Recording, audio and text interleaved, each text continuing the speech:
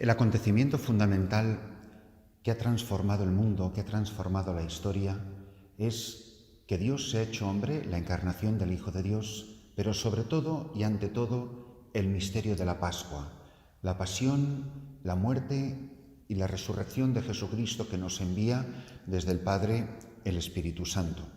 Este acontecimiento, que es un acontecimiento real y que ha acontecido en la historia, que no es una leyenda, que no es un cuento, que no es una historia o una saga para la edificación como si fuese una metáfora, no, un acontecimiento real que tiene coordenadas histórico-temporales y tiene coordenadas geográficas en un lugar concreto de la geografía del mundo y en un momento concreto de la historia de los hombres.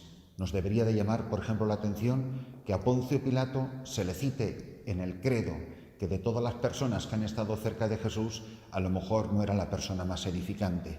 Pero eso define un acontecimiento. Y este acontecimiento ocurre en la historia, aunque por supuesto la trasciende, va más allá. Irrumpe la eternidad en la historia por la encarnación y el misterio de la Pascua transforma la historia y la introduce de nuevo en la eternidad.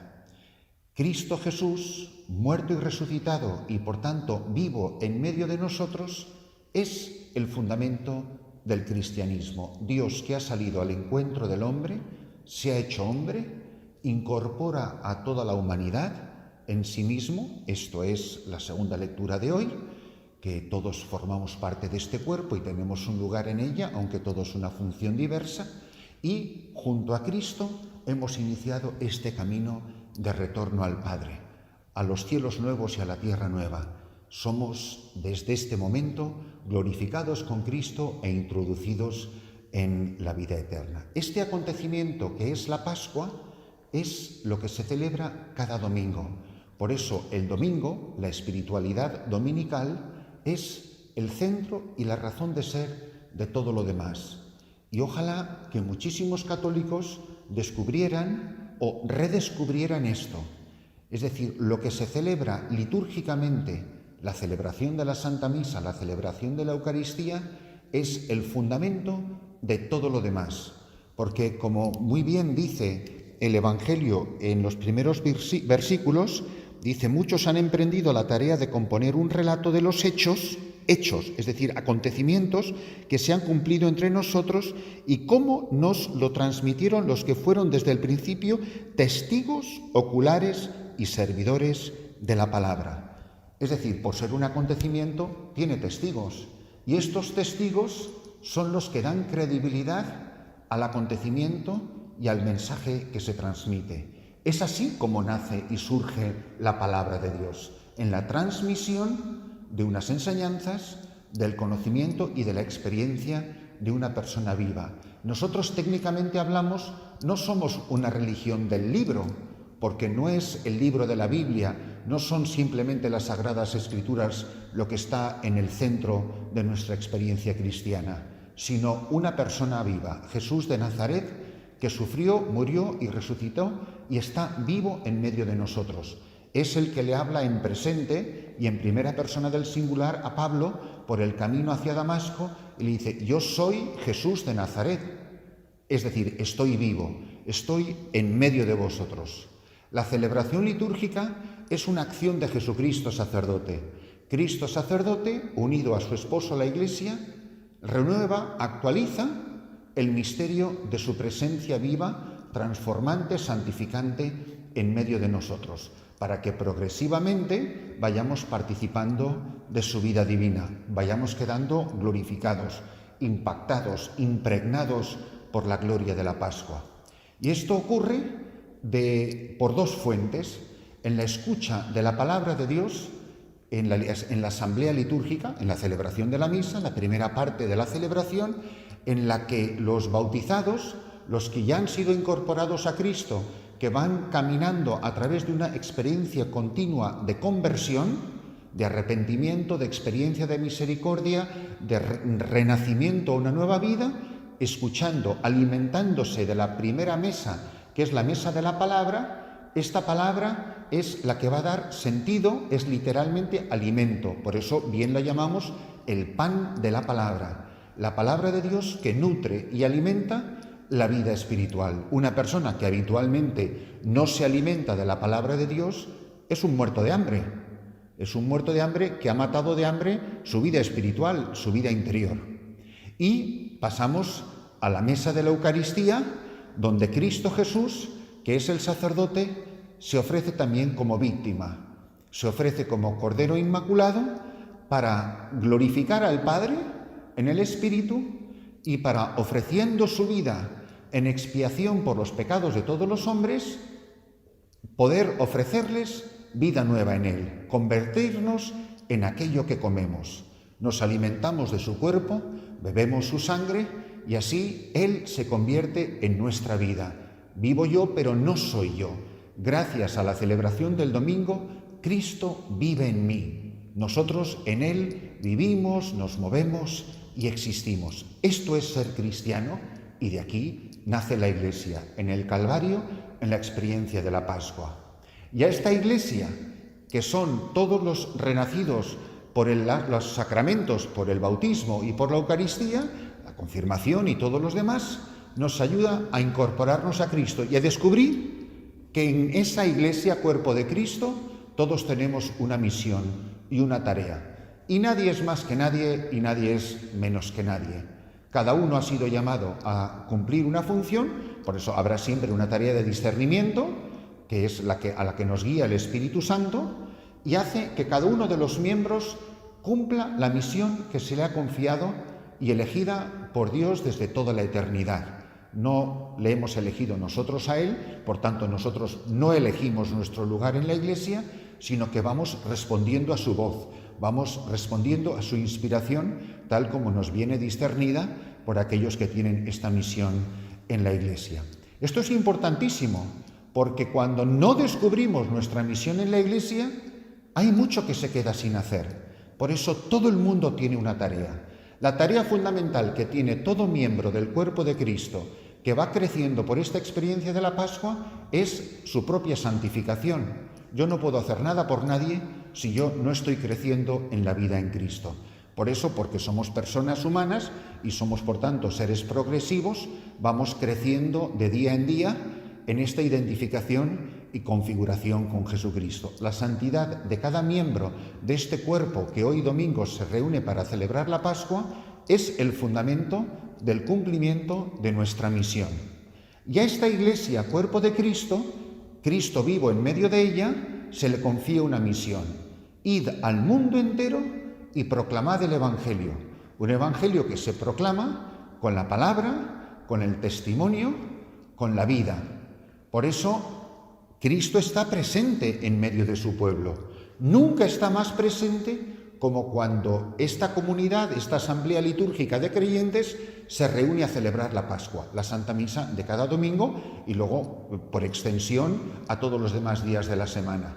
Es la comunidad que se reúne en oración. Por eso la importancia de la liturgia de las horas y de nuestra oración personal y privada. Es la comunidad que reconoce a Cristo sacerdote en la persona de sus ministros, porque cuando Pablo bautiza es Cristo quien bautiza. Por eso los sacerdotes pronuncian las palabras de los sacramentos en primera persona del singular. Esto es mi cuerpo, yo te bautizo, yo te absuelvo. Son acciones de Cristo que realiza en la persona de sus ministros. Por eso toda la asamblea mira al ministro consagrado, ordenado, con una fe particular, porque Cristo está actuando en la vida de los creyentes en la persona de los ministros. Pero cada uno, además, ha recibido una participación en el sacerdocio real de Cristo. Que la comunidad de creyentes, cada uno piense en la importancia que tiene la tarea que a cada uno se le ha confiado.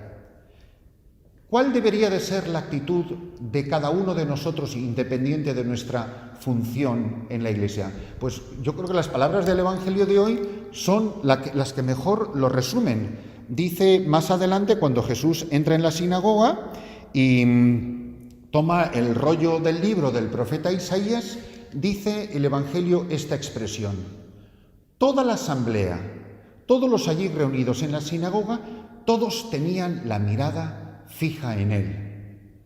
Me parece una maravilla cuando las novicias del monasterio de San José, cuando Santa Teresa de Jesús está refundando la familia carmelitana, de donde nacen las carmelitas descalzas, cuando le dicen sus novicias: «Madre, enséñenos a orar», le dice ella: «Solo os pido que le miréis».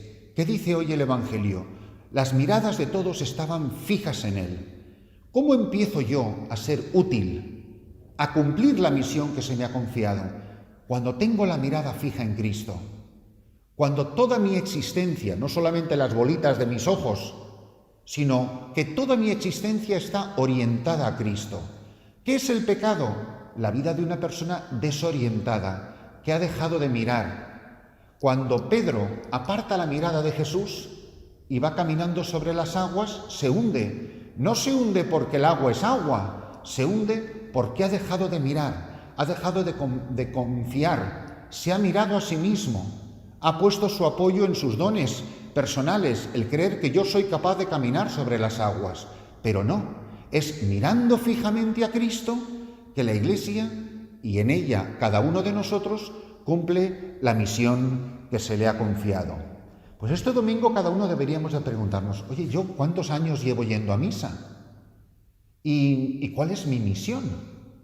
Porque algo importante que puede que se nos pase por alto es que a lo mejor la tarea concreta que Jesucristo espera de cada uno de nosotros es diferente. Un recién ordenado sacerdote puede ejercer el ministerio sacerdotal de una manera muy fecunda en un lugar concreto en este momento de su vida, pero es que a lo mejor ese recién ordenado después va a ser obispo. Es miembro del cuerpo de Cristo, pero está ejerciendo su vocación en la Iglesia, su misión en la Iglesia, de una manera diferente. Unos padres de familia que tienen niños pequeñitos viven la vida cristiana de una manera concreta, según las circunstancias que tienen, pero esos mismos padres, a lo mejor sus hijos se han hecho mayores y se han ido de casa. A lo mejor unos padres se tienen que replantear: oye, nosotros no podemos seguir viviendo aquí en casa como cuando los niños eran pequeños. Tendremos que repensarnos cómo estamos viviendo. A lo mejor una religiosa ha sido una persona tremendamente fecunda, con una vida apostólica tremenda, y ahora de repente, pues a lo mejor está muy limitada en una casa de retiro, o en una casa de ancianos, o en fin, o en una comunidad, pero sin la posibilidad de una vida tan activa. Tendrá que redescubrir cuál es mi misión en este momento.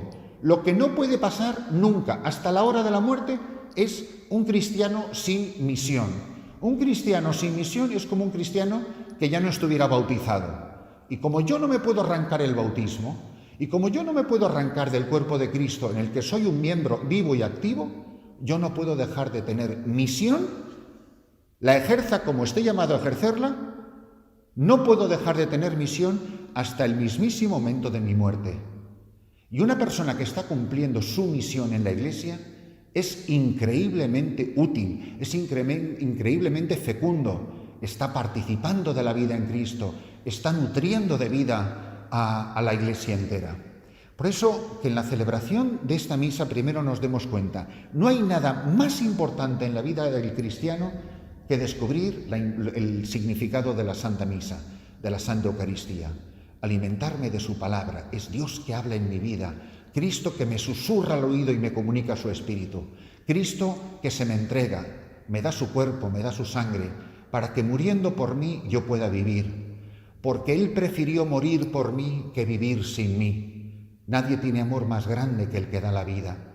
Él, para Jesucristo, era infinitamente más doloroso vivir sin mí que morir por mí.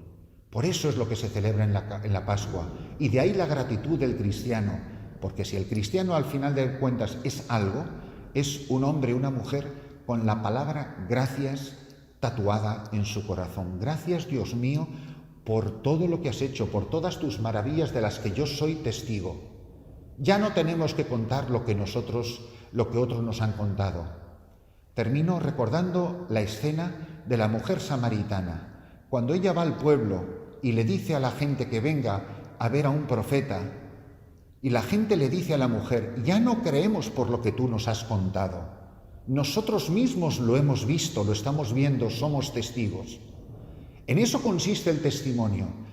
Es hacer presente a Cristo a otros de tal manera que la fuerza de nuestra palabra, la fuerza de nuestra convicción, la fuerza de nuestra vida y de nuestro testimonio tenga tal impacto en la persona que nos escucha, que escuchándonos vean, que escuchándonos se conviertan en testigos, que escuchándonos puedan decir, ya no tienes que seguir hablándome, porque yo mismo lo estoy viendo. Que la celebración de esta Eucaristía dominical nos ayude a descubrir la grandeza de nuestra vocación cristiana de bautizados, llamados a la santidad y llamados cada uno a cumplir nuestra función en la Iglesia.